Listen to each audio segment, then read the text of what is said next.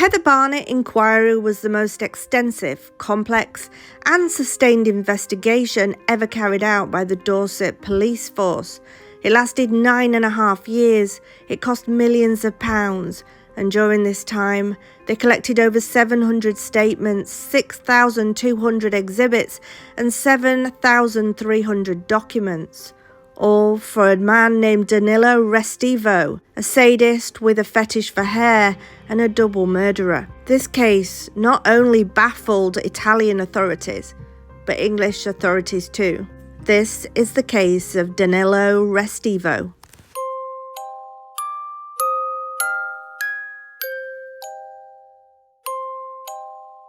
Heather Barnett was born in 1954, growing up in Newton in Dorset. She experienced a house fire at her home in Newton, losing many of her possessions. She was described by her family as fiercely independent and hard-working who would do anything for anyone who needed help. Heather lived pretty frugally, even not watching the TV, stating that she did not want to waste electricity and shared a bedroom with her daughter. Heather was previously in a relationship with a man called David Marsh. He was the father of her children until the early 90s when the couple split and he deserted her.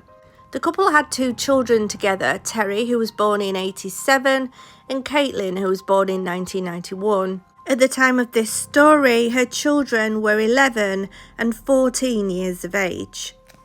Heather Barnett worked from her home ground floor flat of 211 Clapstone Road in the Richmond Park area of Bournemouth. She was a seamstress. The flat above lived her former mother-in-law. On the 6th of November 2002, Heather had a visitor. It was a man named Danilo. He had stated that he wanted a set of curtains making for his wife as a Christmas present. Her bedroom was in a pitiful state.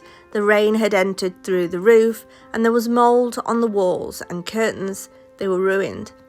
At the time, Heather Barnett's spare key had gone missing, forcing her to have the locks changed. In an email to her sister, Heather Barnett explained that after a client had visited, her spare set of keys had gone missing and she suspected he'd picked them up by mistake. Heather was referring to this man named Danilo. As the email mentioned a client who had wanted curtains. Heather also contacted Danilo's fiancé asking whether Danilo had picked up the keys. She sent a note over to Danilo's fiancé saying, "Dan popped over to see me this morning regarding a surprise for you. Don't ask what or it'll spoil it. I had a spare key for my son on the table and I think Dan must have picked it up as I've turned the place upside down and can't find it anywhere." On the morning of the 12th of November 2002, Heather had awoken at 5 a.m. as the family cat had apparently vomited in the bedroom and it was retching. She woke up, she shared the room with her daughter and got up to clean it up. As it was raining outside and her children were running late for school, Heather decided to drive them there. She took her children to the nearby Summerby school at 8:30 a.m. and was seen on CCTV returning into her road. Shortly after the school run, less than 10 minutes later, in her home address, Heather was bludgeoned to death, having been hit numerous times with a hammer. This was believed to have caused her death. Heather's throat was cut. The injury went from ear to ear. She suffered stab wounds to her chest, and after she was killed, her body was dragged into another part of the house, a bathroom, where the killer cut off her bra in the middle between the cups, before mutilating her body by removing her breasts and placing them beside her head. Heather Barnett's jeans were unfastened and slightly pulled down, with the upper clothing pulled up to the level of her breasts. A large pool of blood was left beneath the body. A portion of her hair was cut, and approximately 30 hairs were placed in her left hand. 9-centimetre strands, but someone else's hair, a light brown colour, had been placed in her right hand, which rested on Heather's lower belly. Arriving at home from school just before 4 p.m, Heather's daughter called for her mother, but there was no answer. The radio was still blaring in the lounge, and Heather Barnett's sewing machine had been knocked over. It was strange. As Heather Barnett worked from home, it was unusual for her not to be there. Her daughter Caitlin looked around the house, with the final room being the bathroom. Knocking on the door to the bathroom, there was no answer. Caitlin entered the bathroom first, screaming as she located her mother on the floor. Terry then saw her body, later stating in a police interview he was not scared. It was his mum. He knew there was nothing he could do. He told police that he opened the door to the bathroom hallway and saw his mother lying on her back with blood absolutely everywhere, which made him think it was not an accident. Hysterical, the children fled the house, where a car pulled up.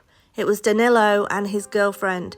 Danilo hugged them, bringing the pair to his house across the road until police arrived. Terry, the son, attempted to call the police, however was kept waiting on the line for what appeared to be about a quarter of an hour. The daughter Caitlin knew Danilo, having spoken to him previously. Danilo appeared to comfort the son, who told the call handler that my mum's been murdered, requesting both police and ambulance. The operator said, "I've got officers en route, what's happened?"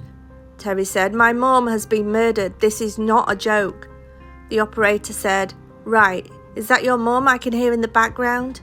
Terry said, "That's my blooming sister." The operator said, "So where is your mother then?" Terry said, "She's lying on her back in the bathroom." The operator, "And what's happened to her?" Terry said, "She's bloody and pieces have been cut off of her, for God's sake." The operator, "Right, who's done that?" Terry, "I don't know." A neighbour saw them upset and shouting, "Mummy's dead and she's been cut up." Terry and Caitlin were taken by Danilo and his then girlfriend to their house, waiting for the police to arrive. They were later cared for by the police, who 2 days later described them both as being in shock and finding it very difficult to come to terms with what they'd seen. Police arrived at the scene after being called to the house at just after 4 to reports of a woman's body being located. The sergeant entered the property and gingerly opened the door to the bathroom, however, stopped to concentrate on preserving the scene.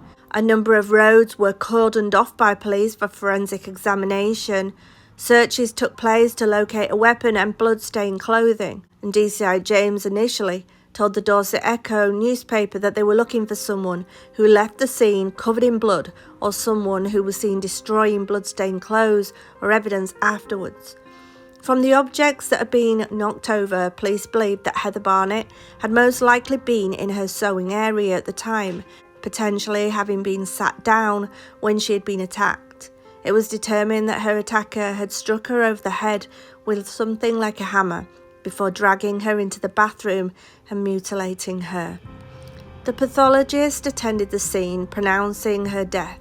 His calculations were that Heather had died between 8 a.m. and 4 p.m. However, the time of death was estimated to be closely after she'd returned home from school after dropping the kids off. From the condition of the blood at the scene, as well as other factors such as 4 phone calls to the house between 10:56 and 4:15, which were not answered, and as a result they concluded that Heather had definitely died somewhere closer to 8:30. Forensic scientist Jeffrey Robinson also attended the scene, completing a precise and methodical examination of the flat. He noted lots of loose hairs found around the address. Damage to the back of the heel of one of her shoes showed that she may have been dragged into the bathroom. Police believed that the murder had occurred in that room before being dragged into the bathroom.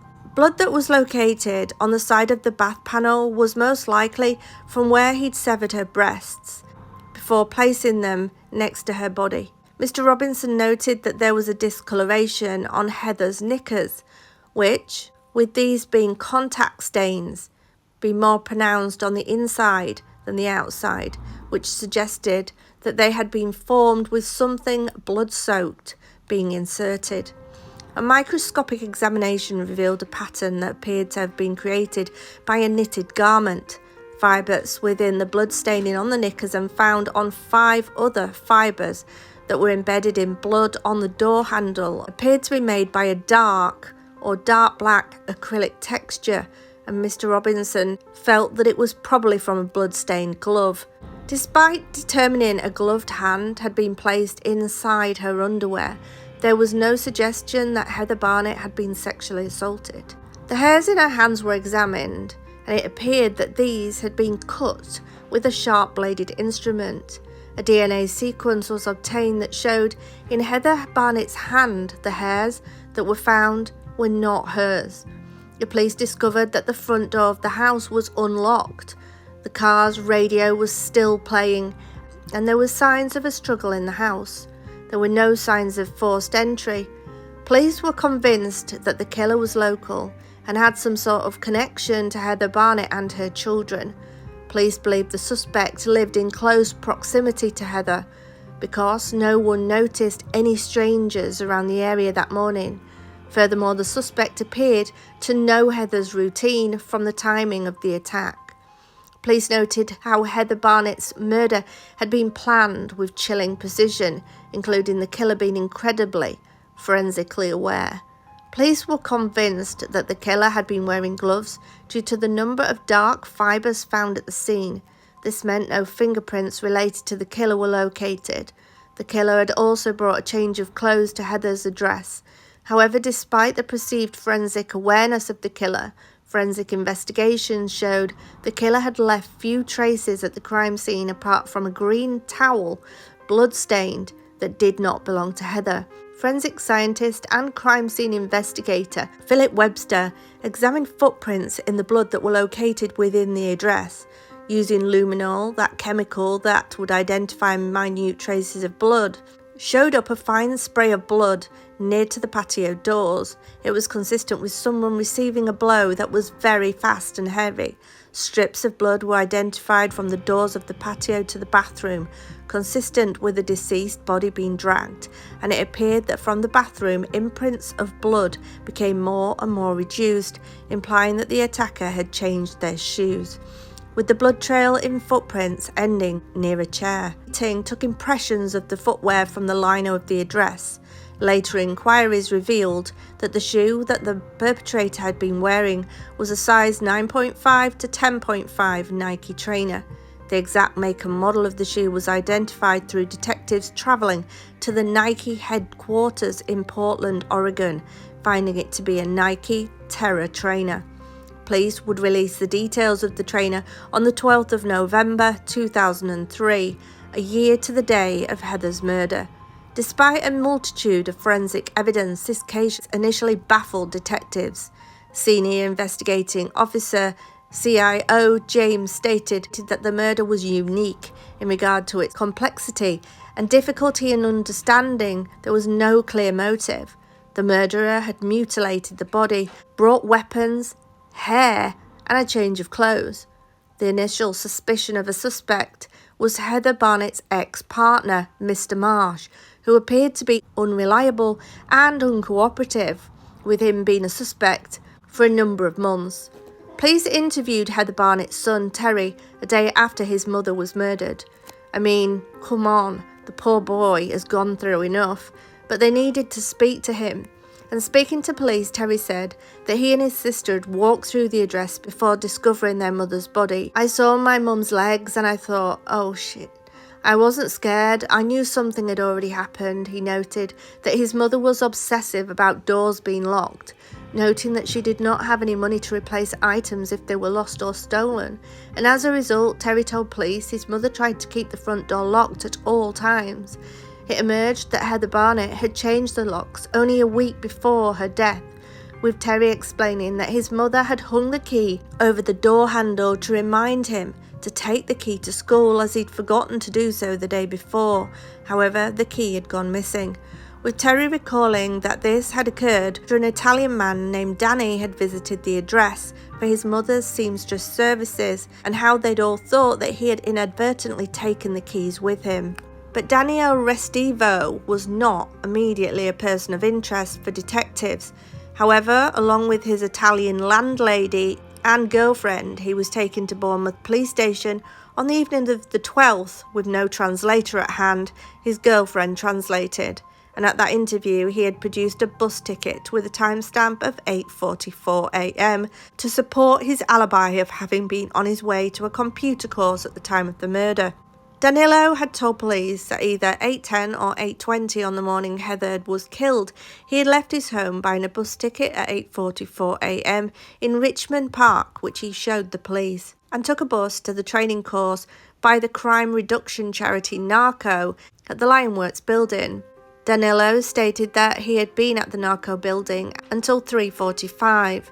Danilo appeared to have quickly provided an alibi for the morning that Heather was killed, which was strange as he was not a suspect at that stage. On the 13th of November, the computer that Danilo had claimed to have been using on the day of the murder was seized. Danilo was described by a member of staff at Narco as not being able to connect, and it being as if he was closed. It had been heard that he had been told off instantly for staring at a female student. On the 17th of November, police attended Danilo Restivo and his girlfriend's address to collect DNA samples for elimination processes. Both provided samples for their hair, mouth swabs and fingerprints. Police established that Danilo had been at Heather's address days before she had died, when he had asked her to make these curtains, and after Danilo had visited Heather, had been aware that her house keys had gone missing. They knew this after speaking to her son. Danilo denied knowledge about the keys. Suspiciously, police located a pair of Danilo's trainers in the bath soaking in bleach, and they seized these trainers on the 17th of November 2002. Danilo was not able to provide a rational explanation as to why he was cleaning the trainers. Heather Barnett's post-mortem took place the following day and was conducted by Dr. Ashcombe. A post-mortem revealed 10 separate injuries to Heather's head. One injury was so severe that it had penetrated through her skull, revealing brain tissue. Police asked residents in the local area to check whether any items such as a hammer or knife were missing from their properties. Police found the suspect was captured on CCTV at 9:30 a.m. walking past the nearby Richmond Arms public house on Charminster Road, near to the end of the road where Heather lived. In the initial stages of the investigation, he could not be identified because the image was too blurry. Her funeral was held at Bournemouth Crematorium on the 7th of February 2003, where she was cremated. In February 2003, police released this e-fit picture of a man they wanted to speak to in relation to Heather's murder, stating it would be to eliminate him from their inquiries. The e-fit showed a man between 35 and 40, cleanly shaven with pale skin, short hair, and had a possible receding hairline at the front. The clothing included a black leather 3/4 length coat, jeans with an orange streak, and colour splash below the knees. One witness stated that the man had been sweating. The breakthrough in the investigation occurred in May 2003 when police visited Narco, discovering that there was a logbook students used to sign out floppy disks. The original time that Danilo Restivo had logged out on a disk on that morning was 10:28 a.m. Meanwhile, approximately 6 months into the inquiry, one of the detectives working on the case conducted internet research on this Danilo Restivo. They found that Danilo was linked in the disappearance of a young girl named Elisa Claps. He was from Italy, and this girl had gone missing in Italy. Soon after police started making inquiries into this, in mid-2003, Danilo Restivo was questioned again by police but released without charge. The detective leading the inquiry later said that Danilo Restivo gave the impression of being bumbling. In the light of Danilo's connection to this murder over in Italy, this Elisa Claps disappearance and suspicious behaviour, detectives regarded him as their chief suspect, but there was not sufficient evidence for a prosecution at this time. Danilo was born in the town of Eris in Sicily, Italy, and moved his family to Sardinia, containing high-rise apartments and factories. The move to the mainland was due to his father's occupation as the director of the National Library. He was well connected in the community and was considered an influential figure in Potenza. The family were not particularly rich over in Italy, but they weren't doing too bad. Restivo's dream was to be admitted to the facility of dentistry. Danilo was considered a loner and strange. He was socially awkward and Danilo stated that it was normal for him to spend time on his own, where it gave him time to think. People were aware that he had a fetish for cutting people's hair. Danilo stated that the sight of blood upset him, where he had previously fainted because of it. However, later email exchanges advanced an almost sexual excitement that Danilo got from seeing blood.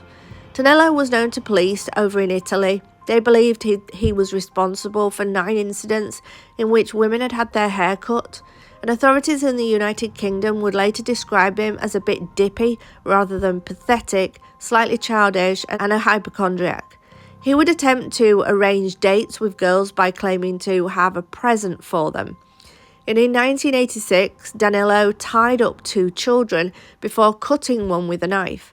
He was not convicted of any offence for this incident, Danilo's parents settling matters with the parents of the other children involved. However, in autumn 1992, Danilo was convicted of harassing 5 girls who were living opposite his house over in Italy.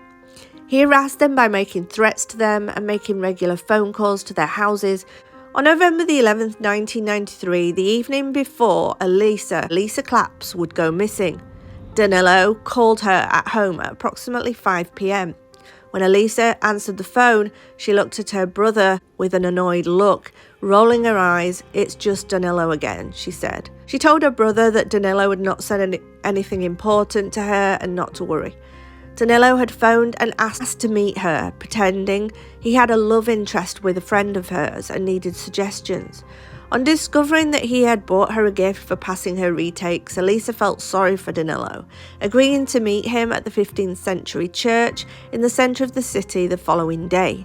And on the 12th of September, the day of her disappearance, Elisa Claps and her friend Alina left the Claps residence with the plan for the pair to go to Mass. However, instead of going to Mass, Elisa met with Danilo. Elisa did feel bad for Danilo, despite being hesitant, and she begged her friend to stay with her and accompany her for support.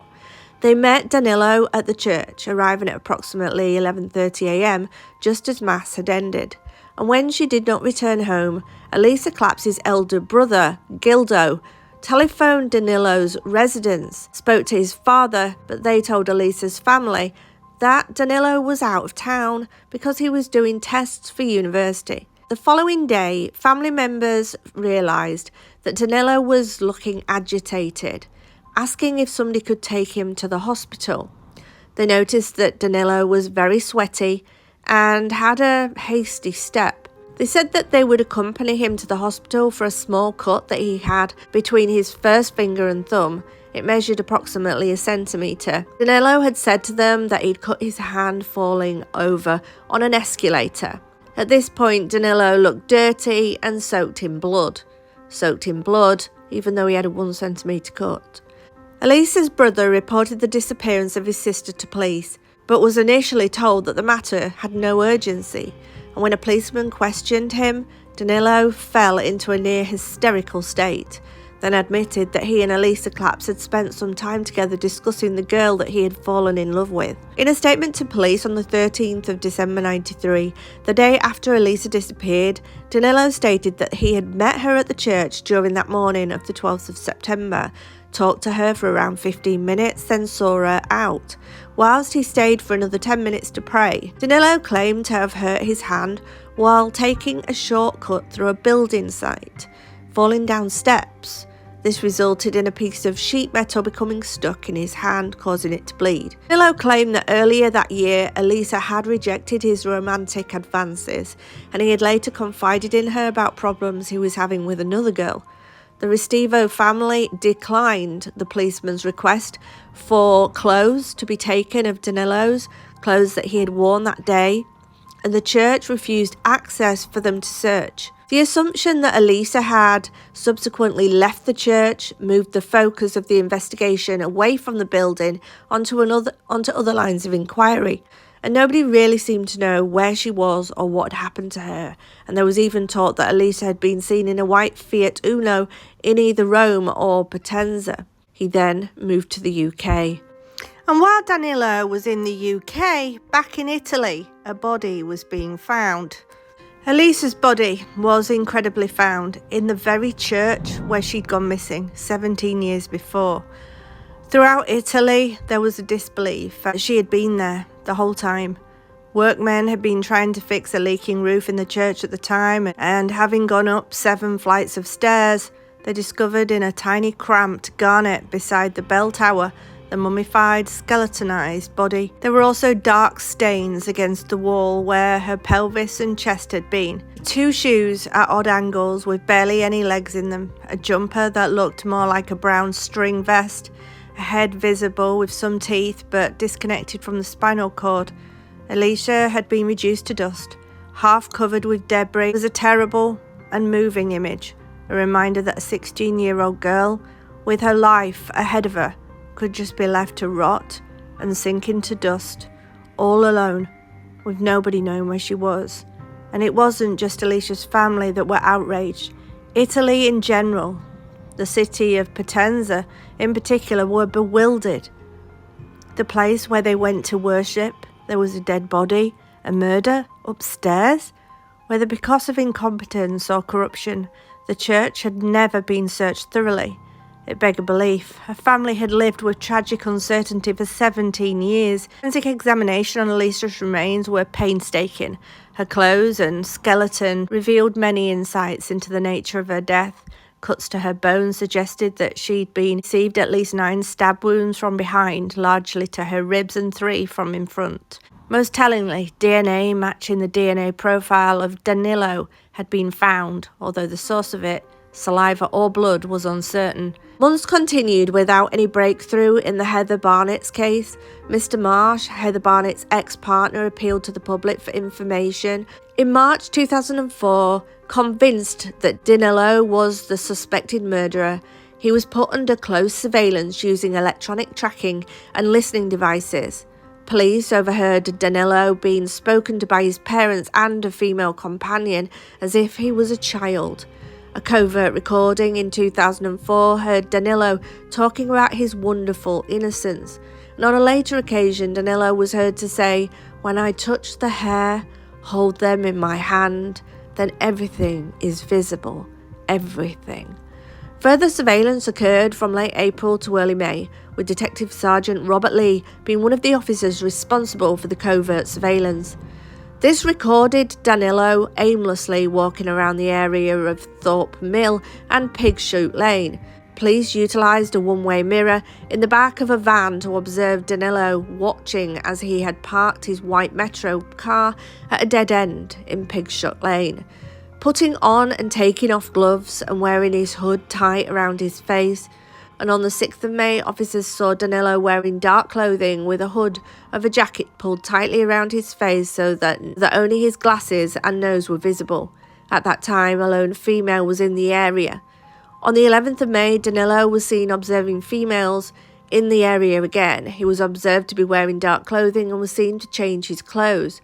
The next day, on the 12th of May 2004, the surveillance team saw Danilo wearing waterproof trousers and walking around the same area. Becoming alarmed at Danilo's behaviour, a uniformed patrol was ordered to stop and search Danilo on the pretext of thefts from cars in the area. One of the officers who attended the scene, PC Ian Fryatt, noticed how Danilo profusely was sweating. He had drops falling off his nose and face. PC Fryatt stated how Danilo appeared quite agitated, with him having to be calmed down.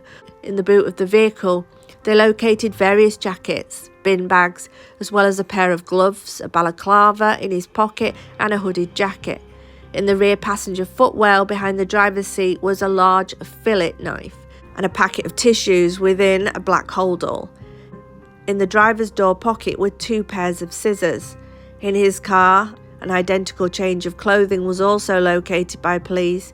Regarding the knife, he stated that he had located it whilst walking. Police were so concerned about how Danilo was acting, how he was behaving, and what they'd found in his car.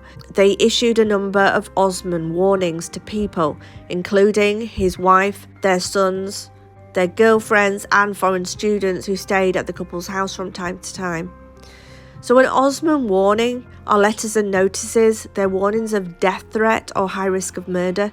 They're issued by the British police or legal authorities to possible victims, and this is followed by a legal ruling that police have a duty of care to alert people after several people were killed, including Ali Osman, and that's where the name came from. An appeal in summer 2004 saw 4 women approach police stating that they had had their hair cut whilst travelling on buses in the Bournemouth area between the year 2000 and 2004. This included Holly Stroud, who was on her way to college. She was studying A-levels, and who in June 2004 did identify Danilo Restivo as the man who had cut her hair on the bus.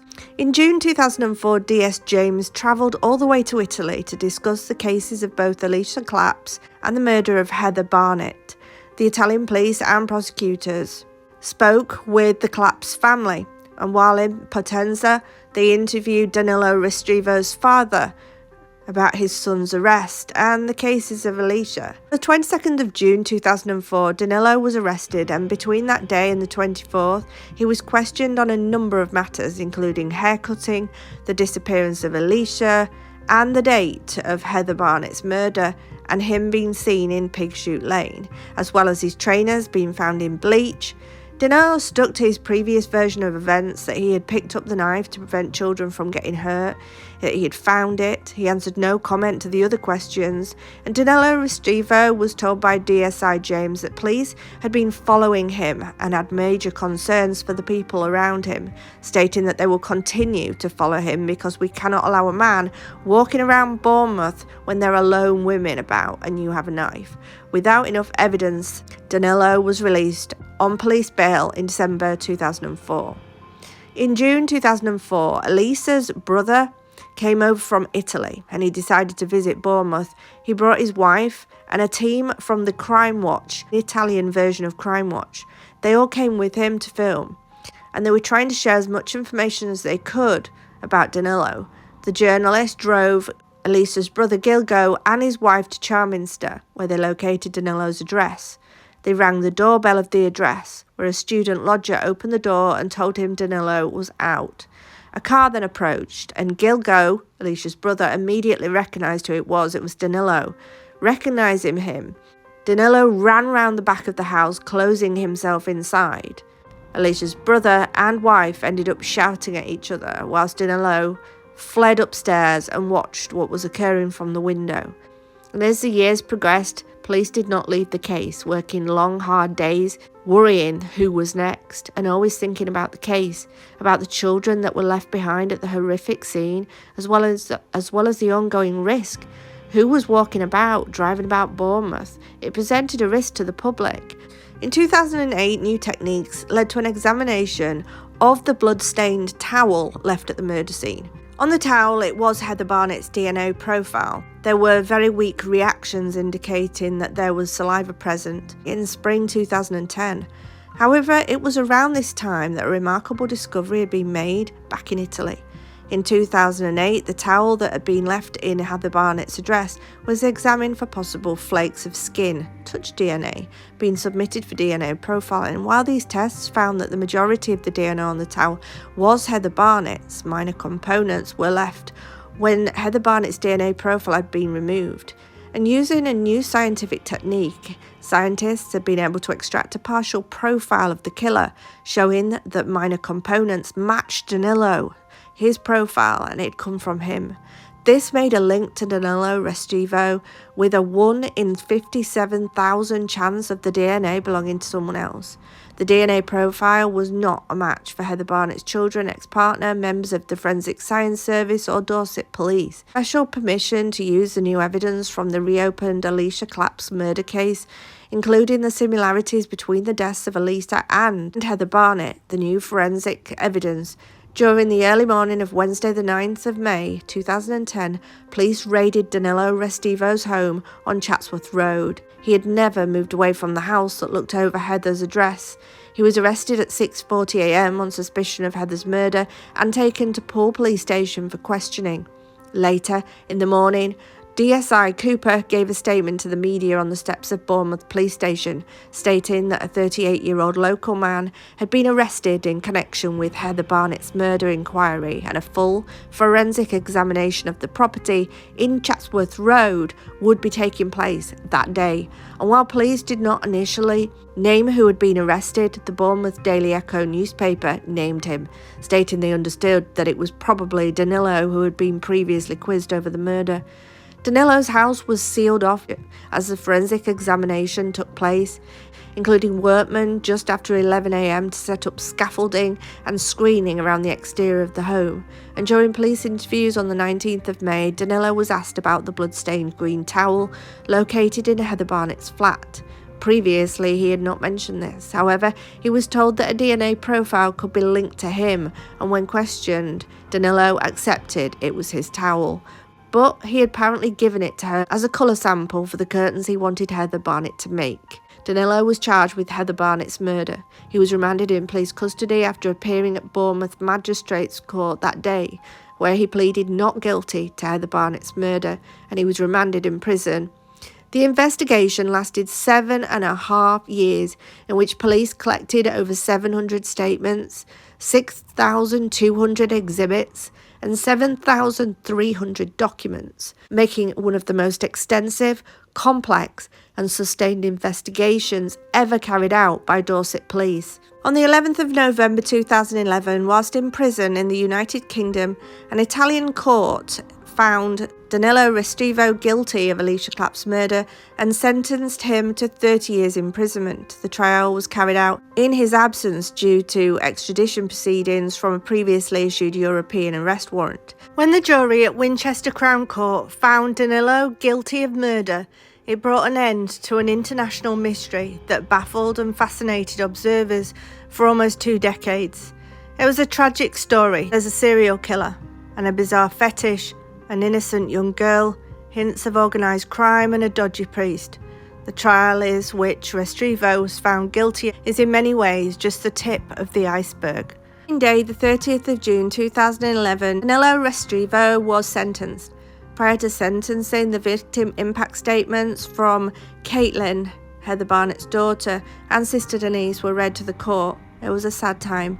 Caitlin's statement talked of the horror of finding her mother's body and the police telling her that her mother was dead. It was at that moment I felt as if my heart had been ripped out. I was in a state of complete and utter shock, and it took months before I accepted the truth.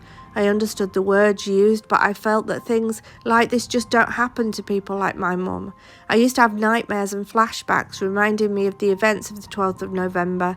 I also don't like going into bathrooms. I used to think that someone might be waiting for me in there. Now I just hold a fear of what's behind the bathroom door.